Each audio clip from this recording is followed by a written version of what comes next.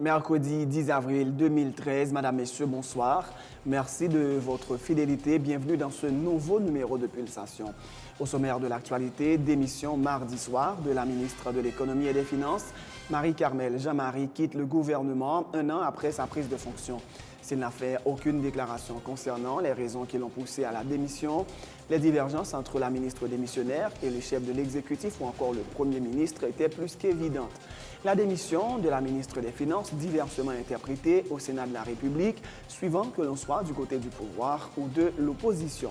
Si le sénateur Moïse Jean-Charles soutient que la démission de Mme Jean-Marie prouve les allégations selon lesquelles l'administration Martelly Lamotte est gangrénée de corruption, son collègue Edwin Zeni affirme que la ministre démissionnaire n'aurait jamais dû faire partie du gouvernement pour avoir soutenu des opposants à Michel Martelly durant la campagne électorale.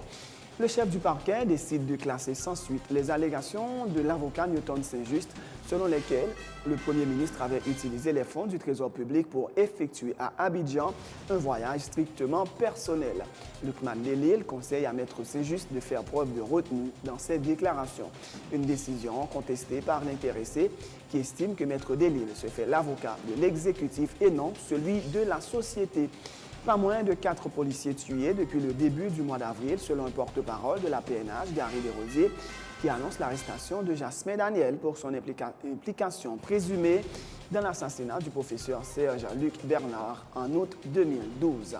Dans l'actualité internationale, un jeune étudiant américain blesse à l'arme blanche 14 personnes, dont 2 grièvement mardi dans son université au Texas, avant d'être arrêté par la police. Fin des opérations de sauvetage en Iran au lendemain du tremblement de terre qui a fait au moins 40 morts et 900 blessés. La centrale nucléaire de Boucher semble n'avoir pas été touchée.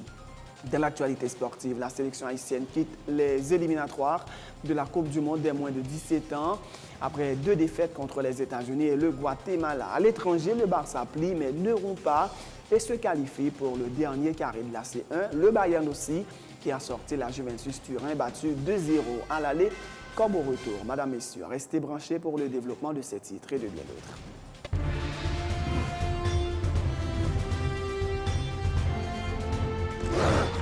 Du 15 avril au 15 mai, Télépluriel organise un grand concours de chroniqueurs et de commentateurs sportifs avec à la clé des primes exceptionnelles. Tandis ça, depuis gros gagnants ont joué une chance entraîner équipe sportive Téléa. Oui, la possibilité pour les 2 super gagnants d'intégrer l'équipe sportive de la télévision. Dans ta possibilité de but, la frappe et goal!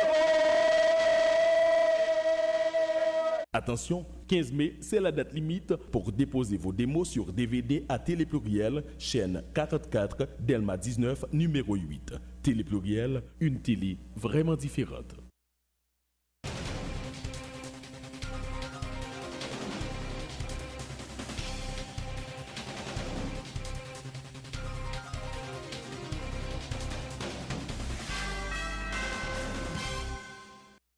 De Rechef, bienvenue dans le développement du journal. Démission mardi soir de la ministre de l'Économie et des Finances, Marie-Carmel Jean-Marie, quitte le gouvernement un an après sa prise de fonction. Si elle n'a fait aucune déclaration concernant les raisons qui l'ont poussée à la démission, les divergences entre la ministre démissionnaire et le chef de l'exécutif ou encore le premier ministre étaient plus qu'évidentes. Madame Jean-Marie était perçue comme l'un des membres les plus compétents du gouvernement Martelly Lamotte. Suivez ce papier avec Emmanuel Paul. Marie-Carmel Jean-Marie rend son tablier. La ministre de l'Économie et des Finances a remis ce mercredi 10 avril sa lettre de démission au Premier ministre Laurent Salvador Lamotte. Elle occupait ce poste depuis environ un an. Madame Jean-Marie n'a pas souhaité fournir des explications sur sa décision. Cependant, de sources proches du gouvernement, on apprend que la grande argentière de la République avait de profonds désaccords avec le Premier ministre et le président de la République concernant notamment certaines dépenses jugées excessives ou inopportunes effectuées par le pouvoir en place. Marie-Carmel Jean-Marie aurait même refusé à plusieurs reprises d'agréer des demandes de fonds soumises par Laurent Lamotte et Michel Martelly. Miami Herald, qui a relayé l'information, fait état de manque de transparence. Le quotidien américain souligne par ailleurs que Mme Jean-Marie était perçue en Haïti et par la communauté internationale comme l'une des personnalités les plus crédibles et compétentes du gouvernement. l'une des ministres les plus efficaces, note pour sa part Radio France Internationale. Marie-Carmel Jean-Marie a une longue carrière dans l'administration publique, du ministère de l'Économie et des Finances en passant par la Banque de la République d'Haïti avant de travailler à Cuba pendant 8 ans. Elle est revenue au pays après le séisme meurtrier de 2010. La démission de la ministre des Finances est diversement interprétée au Sénat de la République, suivant que l'on soit du côté de l'opposition ou du gouvernement. Le sénateur Moïse Jean-Charles estime que Mme Jean-Marie ne pouvait plus évoluer au milieu de tant de controverses avec le chef de l'État. Pour l'élu du Nord, la démission de la ministre des Finances prouve que les allégations selon lesquelles l'administration Martelly-Lamotte est corrompue sont fondées, les déclarations de Moïse Jean-Charles. Il faut regarder le visage de madame, j'en étais entré dans le ministère là avec Jodi. Toute cheveux dans la tête qui tombée. Nous avons souhaité nous garder le bien. Par rapport à elle, dans le ministère là avec Jodi.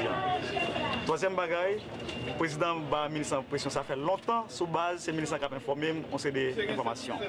Au contraire, parfois, on ne parle pas, le ministre a démenti. Mais, il faut forcer le démentir. Jodi, par rapport à la demande que le président a fait, pour débloquer l'argent pour on sait des gagotes.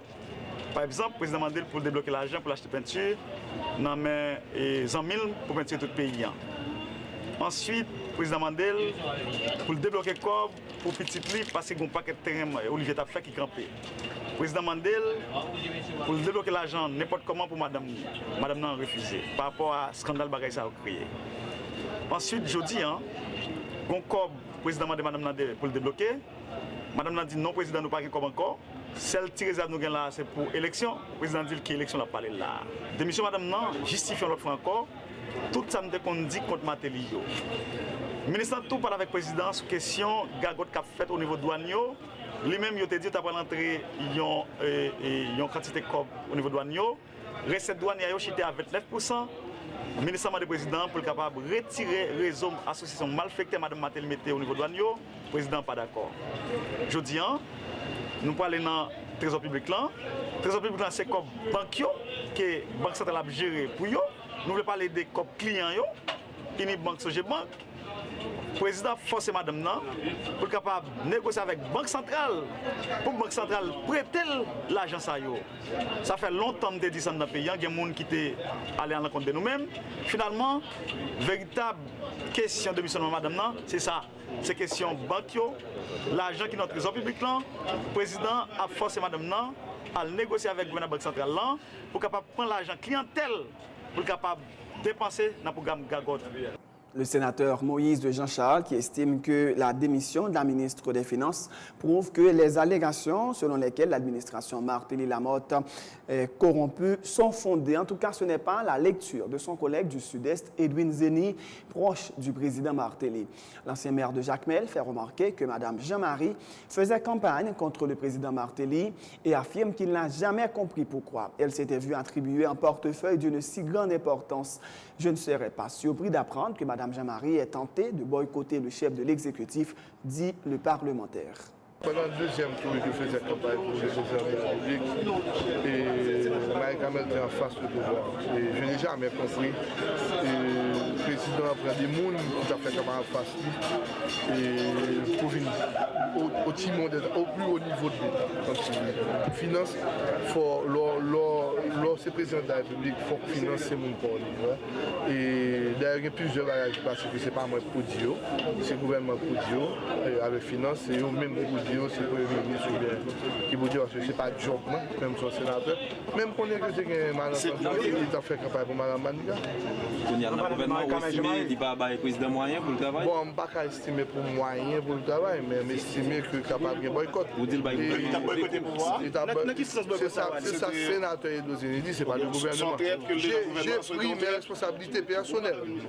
Et en tant que sénateur de la République, je dis ça comme des ouais. Si je suis conseiller président et le t'a fait cabinet, il y a des gens qui vont t'appeler. C'est une démission forcée à votre avis? Je ne vais pas citer non, mais il y a des gens qui vont t'appeler. Et pas seulement qui vont t'appeler dans le ministère, mais dans le directeur départemental, dans le directeur général, il y a des gens qui vont t'appeler. Je pense que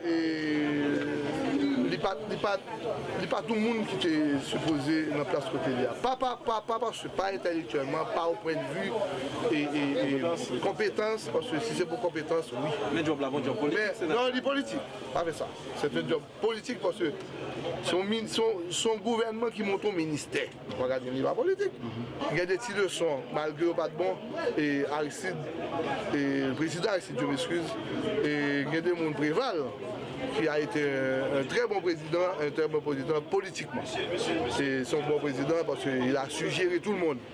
Donc il m'a des présidents pour prendre le leçon sur le monde, parce qu'il y a des leurs où irriter qui vont côté. Autre point de l'actualité, le parquet de Port-au-Prince a classé sans suite le dossier relatif aux accusations proférées par Maître Newton Saint-Just à l'encontre du Premier ministre Laurent Lamotte. Maître Saint-Just avait fait savoir que le voyage du chef du gouvernement Côte d'Ivoire il y a environ 2 semaines n'avait rien à voir avec les affaires de l'État, arguant que le chef du gouvernement utilise les fonds de l'État à des fins personnelles. Le chef du parquet, Maître Luc Mandeli, affirme avoir classé le dossier sans suite car Maître Saint-Just n'était pas en mesure de fournir les preuves pouvant étayer ces accusations. Il conseille à Maître Saint-Just de faire preuve de retenue dans ses déclarations à l'avenir.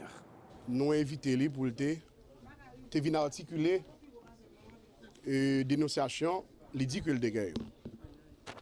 Mais malheureusement, il était refusé de parler, il était refusé pour le dire qui ça le gagne et comme preuve, comme matière à poursuivre. Nous-mêmes, nous sommes chefs poursuite pénale. La loi fait de nous. Et avant pour nous faire poursuite, il faut nous avoir matière. Dans l'incapacité pour produire preuve, à partir de ce moment, le dossier a classé sans suite parce que il n'est pas venu à rien pour le défendre. Et nous voulons dire tout. 2 avocats, pas respecter personne dans le pays. Ils disent ça, ils veulent contre n'importe qui. Et n'a dit à Maître André Michel, n'a recommandé ancien mentor, Evans Paul Caplume, suivre, trace Evans Paul, et même s'il n'est pas d'accord avec X ou Y, mais il est retenu, il parle avec un pile réserve. Un avocat, son monde qui est très précautionné, qui parle en pile retenu, qui ne parle pas n'importe qui bagaille contre n'importe qui monde. Moi-même, j'ai été grandi dans la discipline, dans l'ordre. Même si je ne suis pas d'accord avec un monde, il y a des bagages que je ne peux pas dire, je ne peux pas entrer dans la personnalité. Taka avec Maître Newton Saint-Just. Je dis, ça c'est pas ce qu'on connaît, parce que le métier a une déontologie, une éthique, une moralité. Je ne peux pas monter la presse pour dire n'importe qui bagaille contre n'importe qui monde, encore moins aux autorités. Ça c'est question de moralité. Je suis le chef du parquet, c'est moi qui ai admis ce parquet, je vais attendre n'importe qui monde, que ce soit avocat ou autre, dans n'importe qui côté. Nous avons gagné le magistrat Jean-Claude Dabrezil, qui nous fait accompagner nous avec le juge Gabriel Amboise, section S. La décision du commissaire du gouvernement est contestée par Maître Saint-Just, qui rappelle que le Code pénal haïtien ne reconnaît pas le classement sans suite. Il affirme que le parquet aurait dû prendre des décisions pour enquêter sur ces accusations au lieu de classer l'affaire sans suite. C'est un commissaire du gouvernement qui se fait l'avocat de l'exécutif et non celui de la société, affirme Maître Newton Saint-Just. Le classement sans suite n'existe pas dans le droit pénal haïtien. Le Code d'instruction criminelle, dans l'article 13, il consacre ce qu'on appelle le principe de la légalité des poursuites. C'est en France, par exemple, il y a le principe de l'opportunité des poursuites, côté que le procureur peut classer un dossier sans suite. Nous ne sommes pas capables même de demander par qui à vous bailler preuve, parce que c'est le juge pénal qui baille preuve. Même le juge d'instruction, c'est un indice à chercher. Nous avons un commissaire gouvernement qui c'est l'avocat de la famille présidentielle, ce n'est pas l'avocat de la société. Et nous-mêmes, nous disons que nous avons les instruments juridiques et chefs d'État comme ça, pour ministère comme ça, pour nous pousser le dossier ou bien en Haïti, ou bien l'autre bon. Maintenant, nous écrivons déjà, ULCC à QCREF, nous écrivons aujourd'hui, les pays d'amis d'Haïti, nous écrivons, nous disons, attention, moun sa yo, il y a des soupçons de blanchiment et de corruption sur yo, faut que vous preniez toutes les mesures nécessaires pour yo parler avec ONG yo, pour parler avec l'autorité dans le pays, pour que aide le pays, pour coopération, pas passer dans les mains, c'est voler, oui. Commissaire gouvernement connaît le bagage dans nous. Commissaire a dit pas respecter personne. C'est qui t'attend de nous? Commissaire gouvernement pas respecter tête. Donc pas respecter. Est-ce que c'est commissaire qui t'attend de nous? C'est commissaire d'Abrésil, commissaire connaît pas attendre nous. Parce que nous avons une amitié avec les pas amis, nous ne pas jamais amis nous, donc il pas attendre nous. C'est commissaire d'Abrésil qui t'attend de nous. Maintenant, il faut que le parquet utilise organes que gagne dans la police judiciaire. Et dans ce cas précis, ULCC, ils peuvent pour y aller chercher l'information, ce n'est pas moi pour le demander. Mais de toute façon, le parquet n'a pas jamais de nous venir à preuve. Il n'a pas me poser une question sur ça. Et le commissaire connaît, s'il te ouvre par ça dans le livre droit, le citoyen, pas un fabricant de preuves. Le juge d'instruction, pas même un fabricant de preuves. Eh bien, c'est la juridiction de jugement seulement qui peut consacrer un élément comme étant une preuve. L'enquête autour de l'assassinat du professeur Serge-Luc Bernard le 31 août 2012 suit son cours. Les forces de l'ordre informent avoir arrêté Jasmin Daniel pour son implication présumée dans l'assassinat du recteur de l'Université de Port-au-Prince l'an dernier. Jasmin Daniel est présenté comme un tueur à gages qui serait également impliqué dans l'assassinat du policier Rodriguez d'Orcelan à Delma 11, selon Gary Desrosiers, porte-parole adjoint de la PNH. M. Desrosiers informe que Jasmin Daniel fait partie d'une vingtaine d'individus appréhendés par les forces de l'ordre depuis le début du mois d'avril où pas moins de 4 policiers ont été tués. Viol, association de malfaiteurs et homicides sont parmi les chefs d'accusation retenus contre les individus interpellés au début du mois d'avril, informe l'inspecteur Desrosiers. Pour DDO, il y a 18 interpellations qui sont faites et nous avons quelques chefs d'accusation, par exemple détention illégale d'armes à feu, et pour viol, également homicide, alors au niveau de DDO. Et pour les gens qui sont victimes, au niveau de DDO, et que nous avons enregistré, c'est 20 personnes qui sont victimes. 4 qui sont lynchés par la population, il y a 2 personnes qui sont violées, il y a un bandit et un présumé bandit qui est blessé mortellement. Il y a 4 policiers qui sont victimes, et toujours du premier à date. D'Orcelan Rodrigue, qui était affecté dans prémature. Ganga Robert, un policier qui a perdu la vie avant-hier et il était affecté dans le sous-commissariat Cité Soleil. Et le 6 avril, il y a les 2 policiers qui sont blessés dans la zone 117, à l'homme gardé de cité non policier. Il y a 18 personnes qui sont interpellés et chef d'accusation, c'est pour détention illégale d'armes à feu. Il y a 2 là-dedans pour viol, il y a 3 pour homicide. Ça au niveau de la direction départementale de l'Ouest. Le 4 avril, il y a une opération qui menait dans la zone Simon-Pelé. Il y a 5 personnes que la police a arrêtées dans le cadre d'une enquête policière. Il y a des armes qui saisies, qui sont véritables. Au niveau de la DCPJ, le 1er avril, Ralph Benoît arrêté pour faux, usage de faux, association de malfaiteurs. La DCPJ a arrêté Jimmy Joseph, alias Schneider. Il y a 3 noms. Schneider, Tichinay, et les les virus. Il y a tout, dans le même cas d'affaire Tichinay là, dans la base 117, il y a Hérol Pierre qui est arrêté, il y a Masséna et Joril alias Roclo, également Menson Dérisé. Pour le moment, nous sommes au niveau des CPJ. Le 3 avril, la police a arrêté Jasmin Daniel. Monsieur sont tués à gage. C'est lui qui était tué, policier Rodrigue d'Orcelan dans Delma 11. Nous changé également, monsieur Tourne impliqué dans la mort professeur Serge Bernard. Nous songez et crime ça qui mal que le défait dans la société, côté que le secteur universitaire a été touché par crime ça. Alors, monsieur impliqué dans la mort et professeur Serge Bernard. Autre point de l'actualité, les habitants de Martissan déplorent la lenteur dans l'exécution des travaux de construction des routes de Martissan et de Carrefour. Les énormes trous creusés par la firme dominicaine ont sévèrement affecté la circulation au niveau de Martissan. Plusieurs accidents ont également été enregistrés selon certains habitants et automobilistes interrogés par Télépluriel, compte rendu avec Emmanuel Paul. Cela fait plus d'1 an depuis qu'une firme de construction dominicaine travaille sur les routes de Carrefour et de Martissan. Si les habitants de Carrefour vivent un véritable calvaire en raison de l'embouteillage provoqué par la réalisation de ces travaux qui s'effectuent à pas de tortue, ceux de Martissan affirment vivre en plein cauchemar. À Martissan 7, une véritable mare de boue et d'alluvions s'offre au regard de tous ceux qui s'aventurent sur cette voie. Cela est dû à d'énormes trous creusés par la firme dominicaine qui semble ne pas trop s'intéresser au sort des habitants de la zone. Dominique est paraît là, yo fouillé tout devant porte caille moun. Là on fin fouiller, y a quitté là, moun yo pas un côté pour passer. Grand pile malheureuse qui passer là avec panier saut devant, yo saut tomber quoi fait dans bloc là, manqué PTG yo. Grand pile chauffeur taxi a tombé dans tout là. Ouais tout ça là, il vraiment danger là. De temps en temps motocyclette a tombé là. Ouais tracteur ça là. Demain jeudi va le faire 8 jours. Depuis là. Gloire mon problème pas devant 10 piastres, mais la caméra depuis 5 heures du matin. Moi elle a devant moi elle a visé à l'école. Depuis matin, chaque jour midnight monter mi coucher dormir. M'a devant 50 gouttes mal la caille moi. On y a la misère mieux. Abdo ça connaît n'importe 8 mois là depuis comme ça là. Route là bien propre. Ministre Dominique est venu écraser après ça veut doit faire route. Bon avec la gomme qui manque mourir là dans toi là. Devant là, son moto se tombe sous tête dans toi et monde qui court tirer dans toi. C'est également l'avis de certains conducteurs d'autobus, notamment de transport en commun, qui affirment éprouver toutes les peines du monde pour relier le centre-ville à Carrefour. Chaque jour, on va travailler parce que là, il y a bloqué. Ils font passer maintenant la route là pour débloquer ça dans la route Carrefour. Tout le monde a un problème, les gens qui vont à l'école, les gens qui vont au travail, c'est toujours le même péripétie. Et quand on regarde là, on voit qu'il n'y a pas quelqu'un qui travaille sur la route là encore là. Donc, est-ce que c'est fini?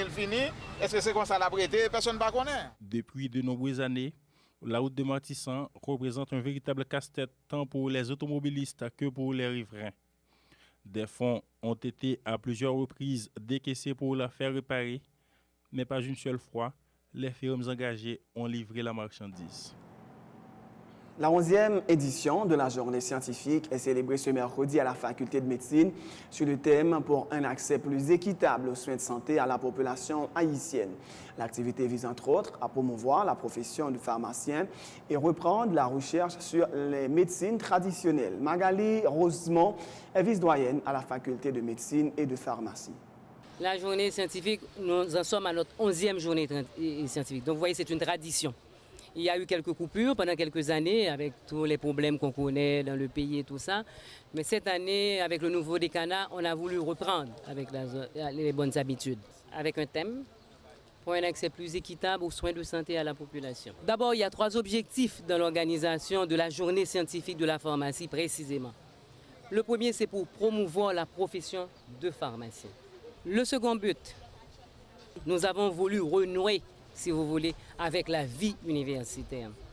Le troisième objectif, c'est la recherche. Vous voyez, l'université est intimement liée à la recherche. Nous allons reprendre avec la recherche sur la médecine traditionnelle parce qu'il y a eu une enquête récemment faite qui a démontré que presque 90% de la population ont recours à la médecine traditionnelle, utilisent des plantes quand ils ont des problèmes.